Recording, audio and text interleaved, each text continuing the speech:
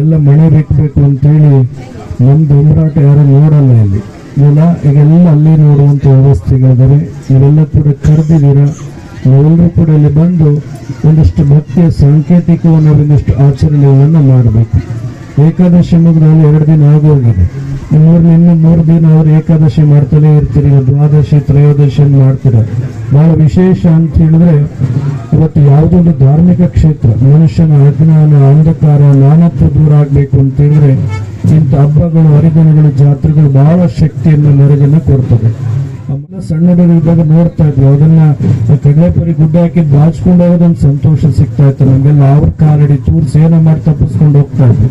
ಇವತ್ತು generation ಬೆಳೆದಂಗೆ education system ಜಾಸ್ತಿ ಆದಂಗೆ ಕೆಲವೊಂದ್ ಕಡೆ ಭಕ್ತಿಯನ್ನು ದೂರ ಮಾಡ್ಕೊಳ್ತಾ ಇದೀವಿ.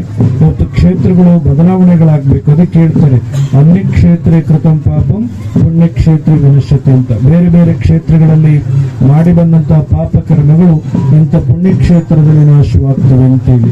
ನಾವು ಎಷ್ಟು ವರ್ಷ ಬದುಕಿರ್ತೀವಿ ಗೊತ್ತಿಲ್ಲ, ಏನ್ ಮಾಡ್ತೀವಿ ಅಂತ ಗೊತ್ತಿಲ್ಲ. ಇರೋದ್ರೊಳಗಡೆ 1-4 ಜನಕ್ಕೆ ನಮ್ಮ ಕೈಲಾದಷ್ಟು ಸಹಾಯವನ್ನ ಸಹಕಾರವನ್ನ ಮಾಡುವಂತದ್ದಾಗಬೇಕಾಗತ್ತೆ ಅಂತ ಹೇಳಿ ನಾವೆಲ್ಲರೂ ಕೂಡ ಧರ್ಮದ ಆಗಲಿ ನೀಡಬೇಕು. ಧರ್ಮವನ್ನು ನಾವು ರಕ್ಷಣೆ ಮಾಡಿದ್ರೆ ನಮ್ಮನ್ನ ಧರ್ಮ ರಕ್ಷಣೆ ಮಾಡುತ್ತೆ ಅಂತೇಳಿ ನಾವೆಲ್ಲರೂ ಕೂಡ ನಡೆಯುವಂತದ್ದಾಗಲಿ ಅಂತ ಸಂದರ್ಭದಲ್ಲಿ ಹೇಳಿ ಇವತ್ತೇನು ಅಭಿಲಾಷ್ ನೋಡ್ರು ಮತ್ತು ನಮ್ಮೆಲ್ಲರ ಒತ್ತಾಶ ಇದೆ.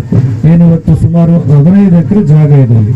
ಬಹುಶಃ ಮುಂದಿನ ದಿನಗಳಲ್ಲಿ ಇದೊಂದು ಯಾತ್ರಾ ನಿವಾಸ, ಒಂದು ಬಿಲ್ಡಿಂಗ್ ಆಗ್ಬೋದು, ರಸ್ತೆ, ಕುಡಿಯೋ ನೀರು ಏನೆಲ್ಲ ಮಾಡ್ಲಿಕ್ಕೆ ಸಾಧ್ಯನೋ ಇವತ್ತೇನಾದ್ರು ಸಣ್ಣದ ಒಂದು ಸಮುದಾಯ ಭವನವನ್ನು ಕೂಡ ನಿರ್ಮಾಣ ಮಾಡಿಕೊಂಡ್ರೆ ಈ ಭಾಗದ ಎಲ್ಲ ವರ್ಗದ ಜನರಿಗೆ ಒಂದಿಷ್ಟು ಮದುವೆಗಳು, ನಾಮಕರಣ, ಸಣ್ಣ ಪುಟ್ಟ ಕಾರ್ಯಕ್ರಮಗಳು ಮಾಡಿಕೊಳ್ಳಲಿಕ್ಕೆ ಅವಕಾಶ ಆಗ್ತದೆ. ಇನ್ನೊಂದು 10 ನಿಮಿಷ ಜೋರಾಗಿ ಮಳೆ ಬಂದು ನಾವು ಯಾರಲ್ಲಿ ಇರ್ತಾ ಇರ್ಲಿಲ್ಲ. ಏನೋ ದೇವ್ರ ಮುಂದೆ ಒಂದಿಷ್ಟು ಶೀಟ್ ಹಾಕಿತ್ತು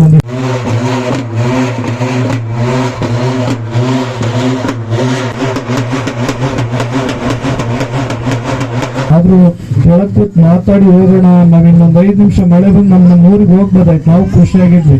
ಇಲ್ಲೊಂದ್ ಕಡೆ ಮಾತಾಡೋದು ತಪ್ಪಲ್ಲ ಅನ್ಕೊಂಡ್ವಿ.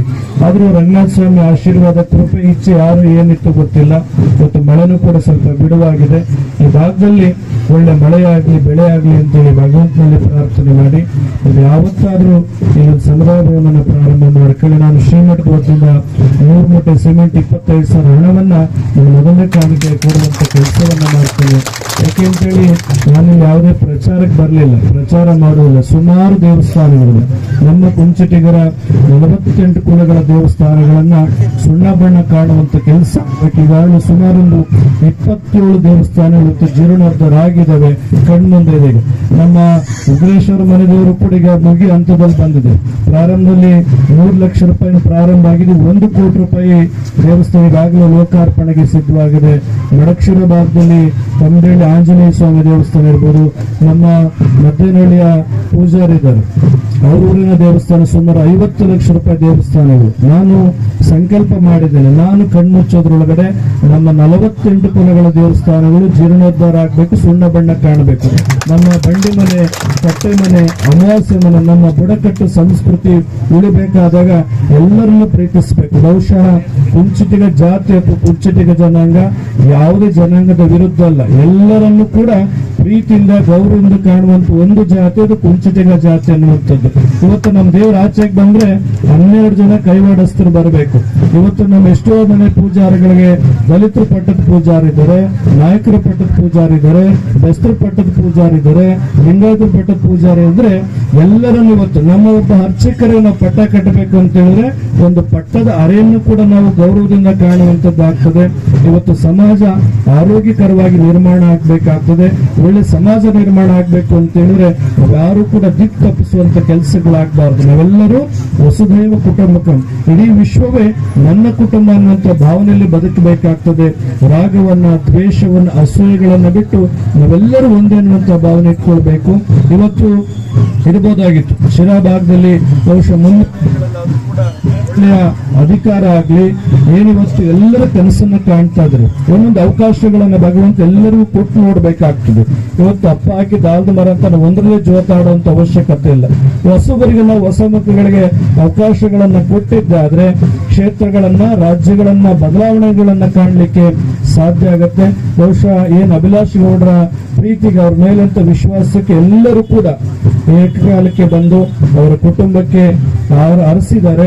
ಜೊತೆಗೆ ದೇವರ ದರ್ಶನವನ್ನು ಪಡೆದಿದ್ದಾರೆ. ನಾವೆಲ್ಲ ಪ್ರಾರ್ಥನೆ ಮಾಡೋಣ, ಈ ಭಾಗದಲ್ಲಿ ಒಳ್ಳೆ ಮಳೆ ಆಗ್ಲಿ, ಬೆಳೆ ಆಗ್ಲಿ, ಎಲ್ಲ ಕೆರೆ ಕಟ್ಟೆಗಳು ತುಂಬಲಿ ಅಂತೇಳಿ ಭಗವಂತನಲ್ಲಿ ಪ್ರಾರ್ಥನೆ ಮಾಡಿ, ಇವತ್ತು ಕೇವಲ 10 ವರ್ಷದಲ್ಲಿ ನಾನು ನಿರೀಕ್ಷೆಗೂ ಮೀರಿದಷ್ಟು ಎತ್ತರಕ್ಕೆ ಇವತ್ತು ನಿರಾಂಪದ ಶ್ರೀಮಠವನ್ನು ಎಲ್ಲರೂ ಕೂಡ ಬೆಳೆಸಿದ್ದೀರಾ. ನಾವೆಲ್ಲ ಹೇಗ್ ಬದುಕಬೇಕು ಅಂತೇಳಿ ಎಲ್ಲ ಅಂದ್ಕೊಳ್ತಾರೆ. ಸ್ವಾಮೀಜಿಗೆಲ್ಲೋ ನಿಧಿ ಸಿಕ್ಕಿರಬೇಕು, ದುಡ್ಡು ಜಾಸ್ತಿ ಅಂತಲ್ಲ. ನಾನು ಏನ್ ಮಾಡಲಿ, ಇರೋರು ಯಾರ ಹತ್ರ ಕಿತ್ಕೊಡ್ತಿರ್ತೀನಿ. ನಾವೆಲ್ಲ ಹೇಗ್ ಬದುಕಬೇಕು, ಕೆರೆ ನೀರನ್ನು ಕೆರೆಗೆ ಚೆಲ್ಲಿ ವರವ ಪಡೆದವರಂತೆ ಕಾಣಿರುವಂತ, ಇರೋರ ಹತ್ರ ಕಿತ್ತು ಇಲ್ಲದವರ ಹತ್ರ ಕೊಡುವಂತ ಕೆಲಸ, ಮೀಡಿಯೇಟರ್ ಕೆಲಸ ಮಾಡುವಂತದ್ದಾಗ್ತದೆ. ಇವತ್ತು ಅನೇಕ ದೇವಸ್ಥಾನ, ನನ್ನ ಉದ್ದೇಶ ಇಷ್ಟೇ, ಧಾರ್ಮಿಕ ಕ್ಷೇತ್ರ ಉಳಿಬೇಕು. ದೇವಸ್ಥಾನಗಳು ಧರ್ಮ ಜಾಗೃತಿ ಆದ್ರೆ ನಮ್ಮನ್ನೆಲ್ಲ ತಿದ್ದುವಂತ ಕೆಲಸ, ನಮ್ಗೆಲ್ಲ ಸರಿದಾರಿಗೆ ತೋರುವಂತ ಕೆಲಸ ಧಾರ್ಮಿಕ ಕ್ಷೇತ್ರಗಳು ಅನ್ನುವಂತ ಭಾವನೆಗಳನ್ನ ನಾವು ಇಟ್ಕೊಳ್ಬೇಕು. ನಾವು ಯಾವುದೇ ತರದ ವಿರುದ್ಧವಾಗಿ ನಾವು ಹೋಗಬಾರದು. ಹಲೆಗೆ ವಿರುದ್ಧವಾಗಿ